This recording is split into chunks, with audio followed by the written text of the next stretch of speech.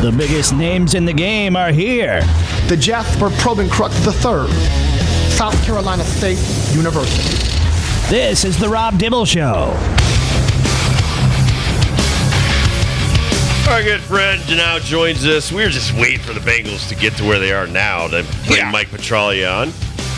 We refer to him as Trags from CLNS Media, covering the Bengals and the Reds and everything in the Midwest out there, Xavier and University of Cincinnati and all that stuff. Mike Petraglia joins us now. And Mike, how are you, buddy? I'm doing great, Dibs. How are you? Well, you have to be, man. Joe Burrow's healthy. You have the biggest fan in my house is my wife loves everything about the Bengals and Joe Burrow.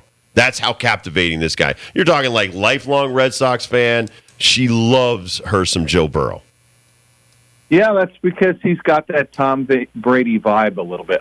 He's different than Tom, and we've had this conversation many times before. He's different than Tom, but he has that aura about him. And when he's healthy, and when he's playing with that attitude that he's going to stick it in your ear, so to speak, there's no one better in the NFL, my estimation. And he's starting to kind of gain some momentum, gain some steam with that swagger. And you know how you can tell it, Dibs, and you know this. After games where you're good but not great, you can sit up on the dais like he did late Sunday night after that win over Buffalo and just kind of act like we can play a lot better. I'm not that happy. Matter of fact, after a big win. And that's the kind of attitude he had Sunday night. He reminds me of a rock musician or like a guitarist that will know every note they missed. And they'll, after a concert, be able to you thought it was an amazing concert. That's perfectionism. And that's what great players are like, where they know all the mistakes that were made, like in real time, when everybody else is just like, hey, you know what? You guys won the football game. It's like, yeah, okay, we might have won, but we made a lot of mistakes. Yeah, and they did not make as many mistakes like they did after the Seattle game when they won going into their bye a couple of weeks ago. He was really not happy then.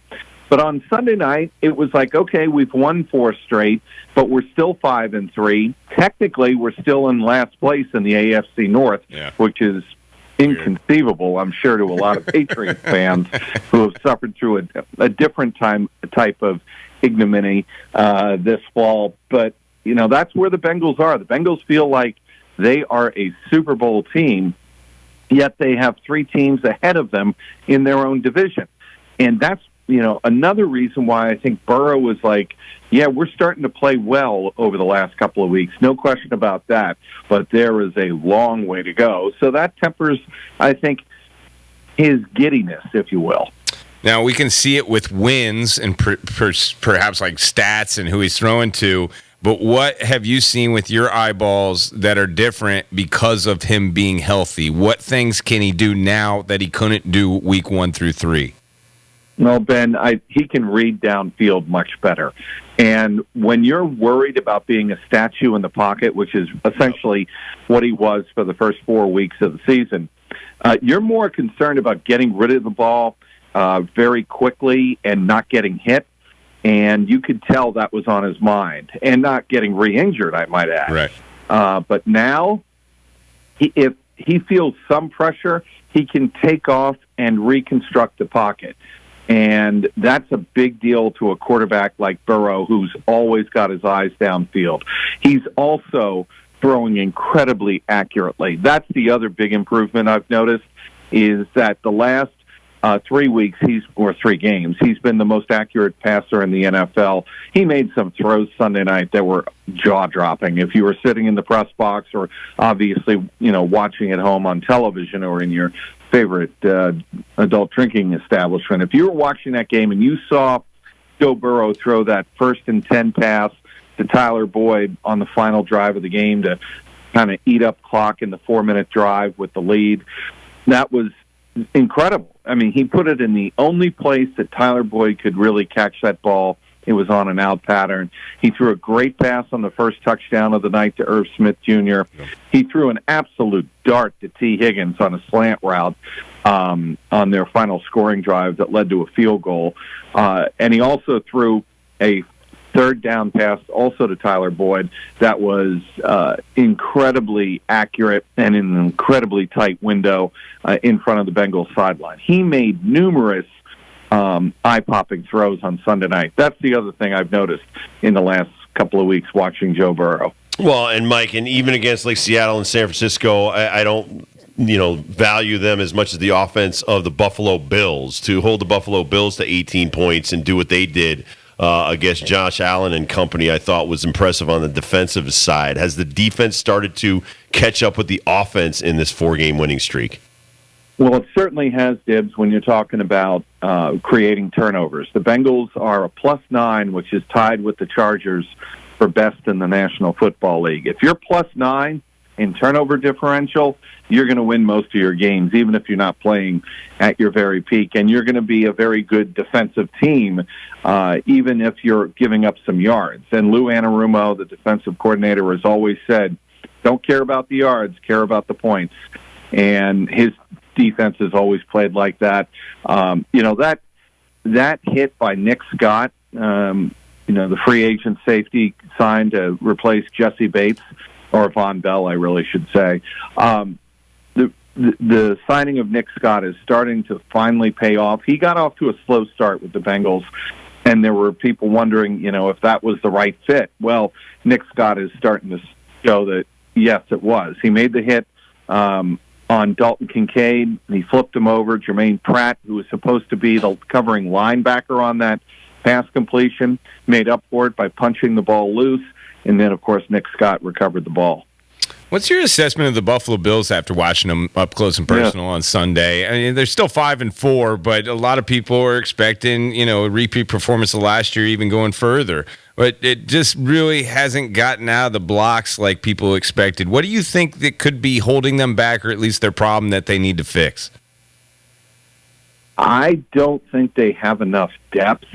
And to me, the Bills are more impacted when one player goes down than any team I've seen in recent memory. I mean, when they lost Matt Milano, their star linebacker, their defense took a major hit. And then, of course, they lost Tre'Davious White, which was another big blow. And that's really hurt their defense. Offensively, Gabe Davis is not the same guy that I think he was a couple of years ago. He had that breakout game against the Chiefs in the playoffs with the 3 touchdown grabs, but he's not that guy now, and he's not in the same rhythm with Josh Allen, and that has impacted their offense.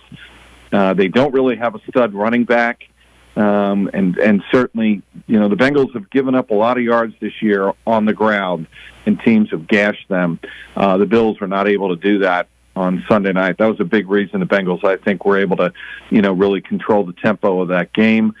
And Josh Allen to Stephon Diggs is great, and we saw it at the end of the game, but it took them a while to get into rhythm and get up tempo. And a lot of people are wondering, well, Ken Dorsey, the offensive coordinator, where was that all game? And I think even their head coach was asked about it and kind of conceded that fact after the game on Sunday night. So you have to wonder if maybe there's some consideration of making a change at offensive coordinator. We'll have to wait and see. Next up for Cincinnati is Houston. You've got Stroud is their quarterback, 14 touchdowns, 1 interception, played his football at Ohio State. What are people saying about this matchup with the 4-4 Texans coming into Cincinnati? You know what the Bengals have? A lot of Michigan players. They have DJ Turner, who has turned into a starting cornerback because Chido Awuzie is still working his way back into the Bengals rotation. The former, number 1 cornerback has kind of been displaced by Cam Taylor-Britt as the top corner, and DJ Turner's getting a lot of reps the opposite corner, and you have Dax Hill, who went to Michigan as well. He's a guy who did replace Jesse Bates as the free safety. So you're talking about a guy that went to Nebraska, played in the Big Ten, talking about DJ Turner and Dax Hill, both of whom went to Michigan and have experience beating C.J. Stroud. So I think there is some advantage there. and I think they know where C.J. Stroud's weaknesses are. He's certainly having an incredible rookie year. I think he's the AFC Offensive Rookie of the Year at this point. I don't think there's any question about that. And a Sunday afternoon put him in the lead in that regard. But certainly C.J. Stroud can not only run, but he can throw on the run. He's very accurate, as the stat you just read off would indicate. So certainly it'll be a challenge for the Bengals. There's no question about that. But I think the Bengals have gone up against their fair share of high-caliber quarterbacks and have fared very well. And Lou Anarumo always seems to have a good design for making in-game adjustments. He has good game plans, but his in-game adjustments to quarterbacks are usually even better, and that's what I would expect to see on Sunday.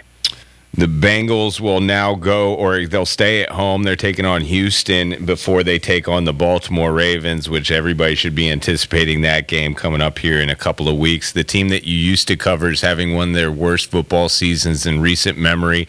The New England Patriots are 6th worst in yards per game. They are bottom 5 in points per game. Their defense in the middle of the pack, where usually they're top 5, and everyone is wondering what's going to happen with this head coach next year. What do you think the future holds for Bill Belichick? I mean, I don't think this is a shock that I can't see Bill Belichick as head coach next year. There's no way I can, at this point, the way the train has gone off the rails and the way he has kind of, apparently lost the locker room, and the way people are talking in the organization and leaking certain things, and the leaking of his contract extension, it just sounds like, things are really coming apart at the seams. And I know there was a Boston Globe report this morning that said that if the Patriots go to Germany and lose to the Colts this weekend, he might not be the head coach on the plane ride back, and that has happened before on those trips to Europe. I think it's a possibility. If things go really badly and they don't show up in Germany, figuratively at least, if they don't show up and they put forth a stinker, I think there's a good chance he'll get fired.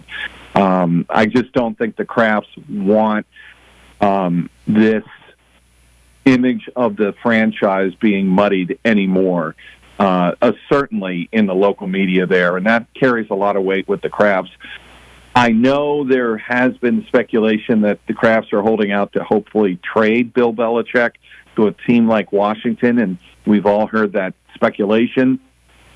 I can't imagine, especially in light of Ron Rivera going into Gillette Stadium with a roster that was less its 2 best players because they were traded away, going in there and winning a game against the Patriot team that should have been desperate to win.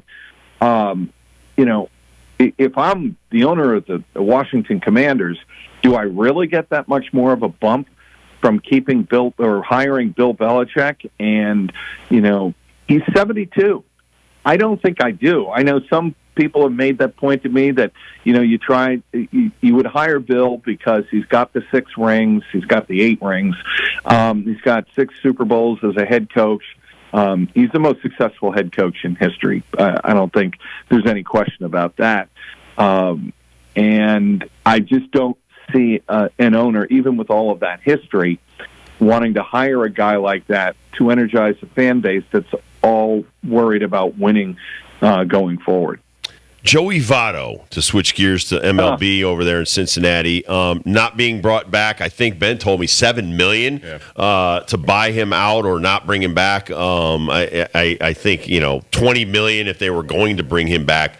But what are the people saying about the tenure of Joey Votto and him moving on? If he plays more, he's going to have to play somewhere else.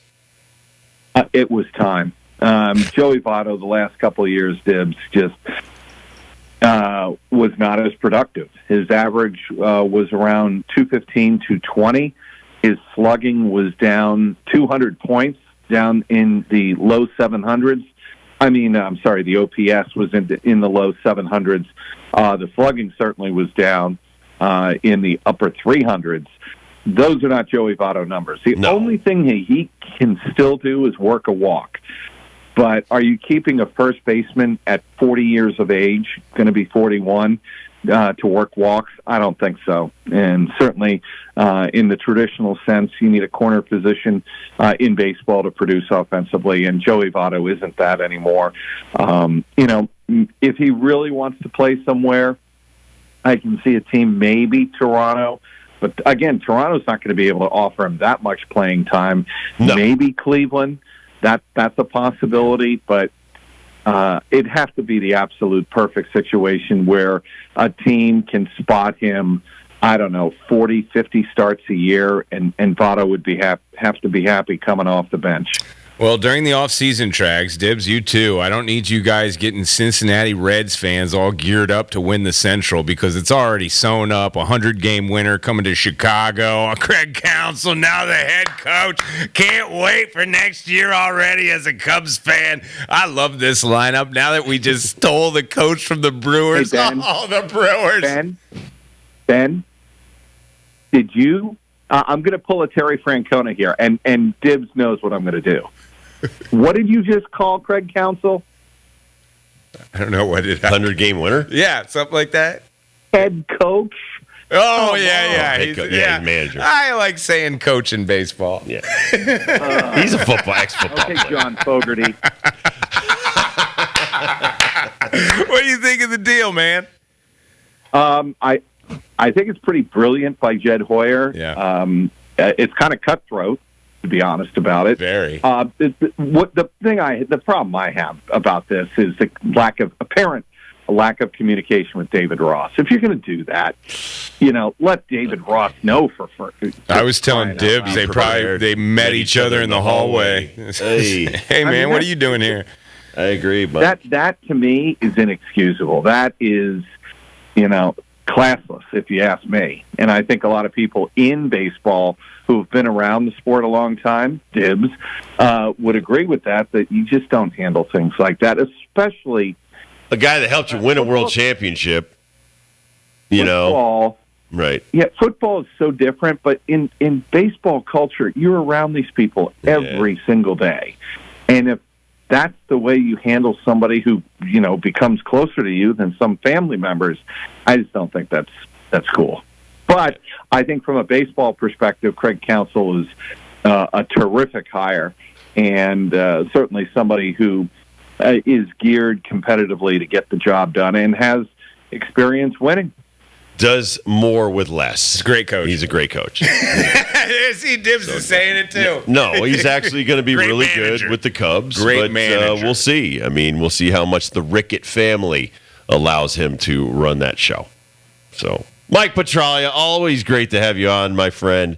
Well, we're not going to wait a few months to have you back. We appreciate you. Yeah, thank you, Trax. I appreciate that, and maybe there'll be some football and maybe even some college basketball to talk about in the interim. Oh, absolutely. Mm-hmm. We got to get into Xavier and stuff because they make us nervous here at UConn Country.